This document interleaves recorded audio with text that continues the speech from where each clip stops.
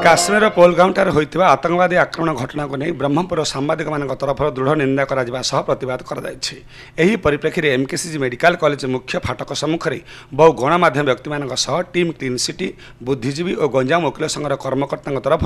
दृढ़ प्रतिवाद कर वकिल संघर सभापति मनोज पट्टनायक, जुग्म संपादक असित सावत, गंजाम जिला विकास मंच सभापति राजेन्द्र पंडा, वरिष्ठ नागरिक मंचर श्यामसुंदर खड़ंगा, टीम क्लीन सिटर सभापति शक्तिधर राजगुर, प्रेस क्लबर उपसभापति अभय पाढ़ी, वरिष्ठ सांबादिक सुदीप साहू, असित पंडा, नरसिंह डाकुआ, बीके विशारद, राजेश साहू, विश्वनाथ महाराणा, ललाटेन्दु चौधरी, दिगंबर महाराणा, कालीप्रसाद रथ, अभिजित कर, रश्मिता पाणिग्राही, प्रफुल्ल पाणिग्राही, लडू किशोर पात्र, चंदन साहू, प्रेमानंद पुजारी, रूपक महांती, निर्मल साहू, संजय विश्वाल, श्रीकांत साहू, ए राजाराव और अस्मिता महांती समेत बहु कार्यरत सांबादिक एवं अन्यान्य कर्मकर्ता अंशग्रहण करथिले।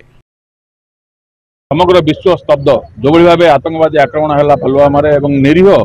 लोक मान जो भाव बाछी बाछी से धर्म पचारिकी जो भाव भारतीय नागरिक मानक हत्या कर सबू महल निंदा यार प्रतिवाद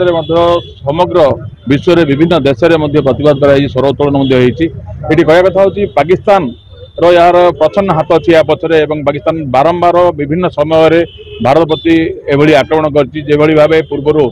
स्ट्राटेजिक आमर जमी अटैक होता से भाव सर्जिकल अटैक जो भाव होता बर प्रत्येक नियमित व्यवधान में पाकिस्तान उपर सर्जिकल अटैक आवश्यकता रही है। भारत बर्तमान केवल पानी बंद करवा यह बंद न करी बर गोटे कठोर कार्यानुष्ठान ना पड़ो जेहेतु वैदेशिक कूटनीति भारत भल अच्छी जेहेतु बर्तमान परिस्थिति में काश्मीर में शांति प्रतिष्ठा हो पार्ला कि बर्तमान पुणी थे अशांति सृष्टि करने पाकिस्तान जो चेष्टा कर बर्दास्त न करी बर पाकिस्तान उपर दृढ़ कार्यानुष्ठान आवश्यकता रही है।